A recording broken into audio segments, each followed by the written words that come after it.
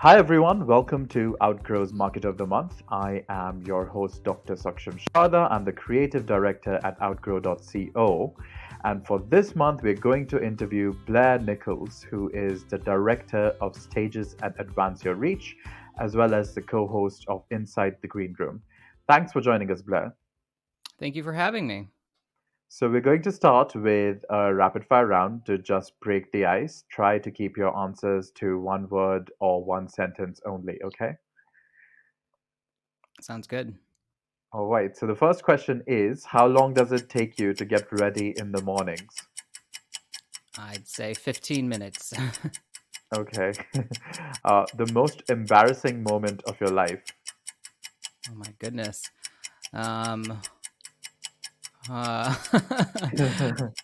I've told this story before about an incident in my first day of high school where I couldn't get into my locker and dropped my lunch everywhere on the floor and had to carry all of my worldly possessions and books to my first class and just was starting off on the very wrong foot, and at that age was very humiliating.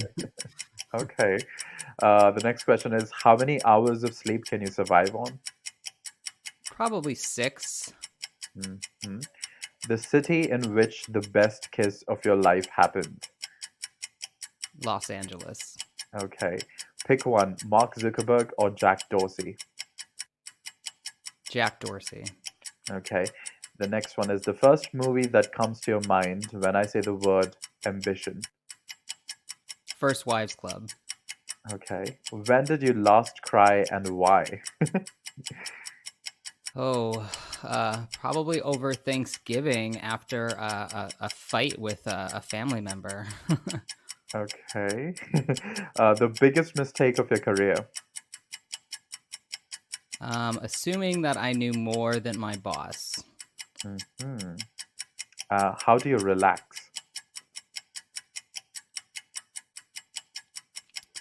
Meditation, Mhm. reading, and just, binging shows on Netflix or whatever, like everyone else. Okay. How many cups of coffee do you drink per day? I don't drink coffee, but I do have a chai latte every morning. Okay. A habit of yours that you really hate. What do I really hate? A habit of yours. A Habit. habit. Yeah. Um, Probably that chai latte I have every day. The most valuable skill you've learned in life. Probably sales. Sales and persuasion and how to talk to anyone. Fill in the blank. An upcoming marketing trend is blank. Uh, Text message. No, I'll say Clubhouse. Finally, the last question is your favorite Netflix show. Oh well, I just watched Bridgerton, so that was pretty fun, like everyone else. Okay. Well, that's the end of the rapid fire round. You scored 100 upon 100, and let's Oh, move on to the great. bigger Thank questions. The first big question is, what did your career trajectory look like up till now? What gravitated you towards the stage industry? Yeah. Well, my first job out of college was at the HarperCollins Speakers Bureau. I was trying to go into publishing and didn't even know that the stage and speaking industry existed until I got hired as the assistant to the director there. And so that's kind of kicked off my career trajectory in this industry. And though I tried at different times to position myself on a different trajectory, it keeps kind of bringing me back into it. So up until now, I've been really, kind of focused on that support of speakers and staying within that world. But for most of my career, it's been in just the paid speaking space, paid keynotes, celebrities, authors, people like that.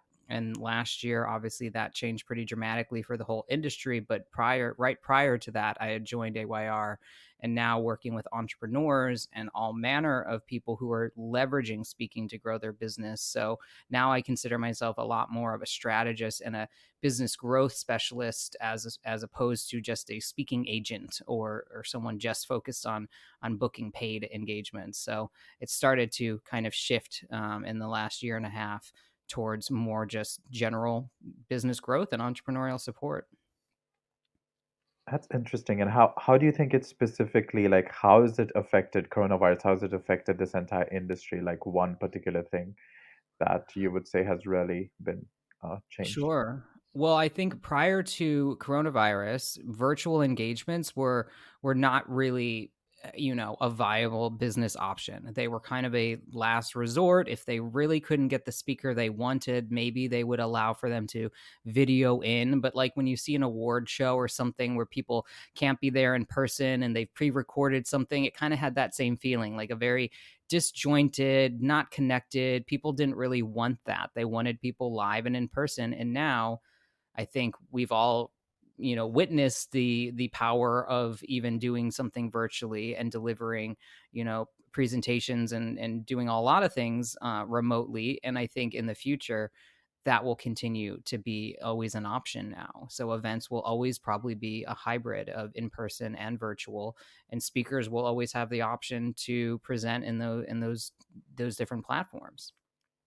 And how long do you think it's gonna take the market to recover to having, full in-person events? Are we looking at 2022 now? Like, what is the year we expect the norm to Yeah, come back in the industry? hard to say. I would, I'm typically optimistic. I think we all have been, but I think by the end of the year, maybe even by Q3, we'll start seeing more events happening. I know that some smaller events are already starting to happen. So I think we'll start to see more events happening in person this year, but I doubt that most companies and most of the major players and the people who planning their events will probably not get back to that until 2022, just for safety and also financially.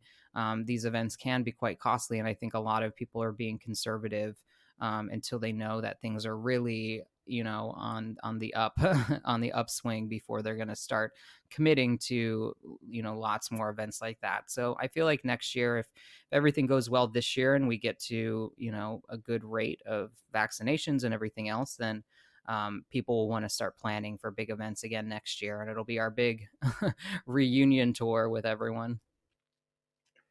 And do you feel in any way if the virus has kind of shaken the monopoly that, big conferences or big events used to have, and would we see new players in the market when, it starts to take up again in 2022? Do you think there's going to be a lot of new companies trying to do this?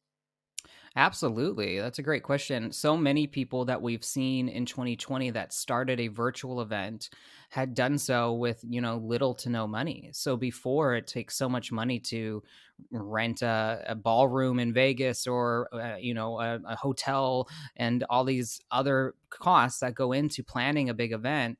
Just to get started, that it really kind of there was a high bar for entry. And planning a virtual event, there can be certainly costs involved, but they're much lower. And depending on how you do it, you could still attract a really big audience. So I think there's going to be a lot of new players who have been able to amass a big audience online that they wouldn't have been able to do in person prior, that will be major considerations, because speakers will want to just reach their audience wherever they can, whether it's 10,000 people on a virtual event or 1,000 people in person. The benefits to the speakers are numerous, to not have to travel, to not have to be there in person. So there's going to be a lot more competition for their time and for their talent, because of those new opportunities. Mm. And how exactly did you come to be a part of Advance Your Reach, by the way? Yeah, so I was at a speakers bureau after I finished business school in 2017, and I went back into the agency world to help them grow their exclusive talent. And I really wanted to work with, talent one on one, and be able to do more than just be in kind of a sales function. And I did that for a couple years, and decided that it wasn't really the best fit for me, and I was kind of going out on my own to start managing speakers, consulting, coaching them. And 10 days later, I started getting recruited by Advance Your Reach, from our CEO, Pete Vargas, because he had this idea that he wanted to create a new agency that would serve our students and clients who'd gone through the workshops and the courses that we offer. But a lot of them over the years had said, can't you just help us get on stages? And so he would always refer them to executive assistant firms or, virtual assistants, and teaching them how they can just teach a team how to do the process of reaching out and researching stages and all of that. But they really wanted a service that could just do it for them, so he acquired an agency that was already doing that. And when he described it to me, I just knew that this was such a big need in the market, because at the speakers bureau where I was at as the talent manager, I was getting dozens of emails every week. We are getting LinkedIn messages. We're getting all sorts of people who wanted to be on the website, who wanted to be quote unquote represented by us. And most of them were ignored. Most of them, there wasn't enough time in the day to even get back to. And if they were added to the website, it was really a function of marketing for the bureau. Speakers were kind of a commodity.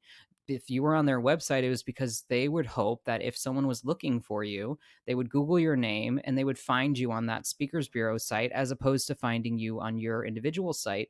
But most of the time, speakers wouldn't even get their attention unless you were already a big name, unless you were already demanding a pretty significant speaking fee. You're not really going to get much attention from them, and you're certainly not going to get them to want to take you on as an exclusive client, because they put a little bit more effort in marketing behind those folks, because they are already generating demand and have kind of a proven track record. So I knew that there was a lot of speakers out there in the marketplace that wanted help, that wanted someone that can help get them on stages.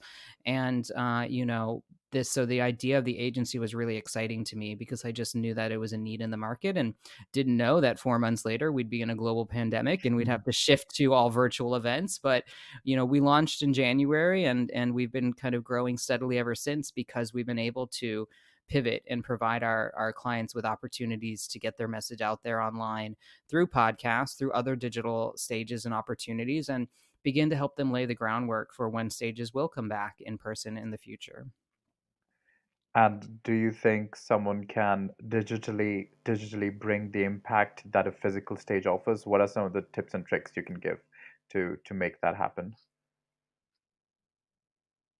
Sure.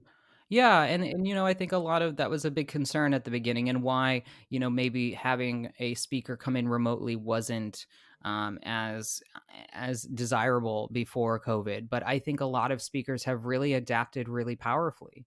If they've got the right technology and they can really, learn how to be really face to camera instead of, the usual kind of pacing the stage, or however their stage presence is, they can definitely be, very interactive. And what's great about digital interactions is, when you're on stage, it's hard to call out people by name. You might do some facilitation, you might get, some people raising their hands and getting to contribute, but most of the time it's a 45-minute keynote, and there's minimal interaction with the audience. With digital, a lot of times, the chat is going alongside of you, and you can see people's faces and their names. You can really engage them a lot more. So I think that makes for a much better experience at times, because people can actually participate. And because, a lot of times what the speakers are looking for, or the conference or the event is looking for, is for them to take action or do something. And when they're already sitting at their computers, they can take action and go to a different link and find out more information, or they can download something that the speaker might be giving away. So there's a lot of benefits that people really get in a little bit deeper with the presentation, and have a little bit more engagement that they wouldn't otherwise have if they're just sitting in the back of a big ballroom. Everyone That's gets a so, front row seat. yeah, that's certainly true. And I feel it is also exposed at some point the fact that maybe we were just going to conferences to network and not really to listen to, like, 400 different panels for which you have to like walk up and down to like 400 different places. I don't know. Do you think at some point what 2020 would do is separate uh, conferences with speakers from conferences just meant for networking? I don't know. Like, do you think networking is going to get separated? Because I don't know if networking can be captured online. Can it? Yeah, there is definitely some, different apps and platforms that have made it, more facilitated online. Where I just was talking to a colleague again today about Hopin, and they have a networking feature where it's kind of like chat roulette. And in the 15-minute breaks, if you decide to go into the networking, part of the platform, every 2 or 3 minutes, it just automatically rotates to the next person. So it's a little bit like chat roulette, speed dating, and you get just kind of that random bumping into the person in the hallway or in the buffet line or at the cocktail hour type feeling. You certainly don't get the depth of connection I think that being in person provides. And over the course of a few days, you get your conference friends like summer camp and all of that. But I think they've tried to recreate the experience in different ways.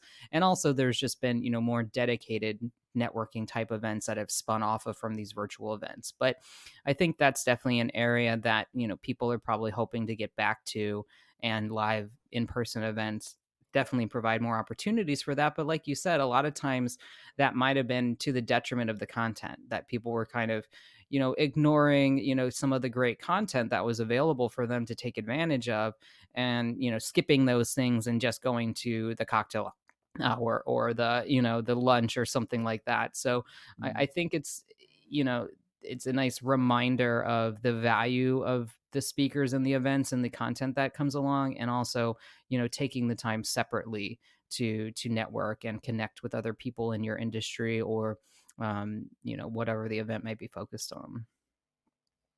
So, in a sense, I feel that the crisis the industry would face when 2022 happens or whenever it opens is the same crisis that universities are going to face because their content and their lecturers are great. But initially, people were just going there to universities at least for the experience as well, right?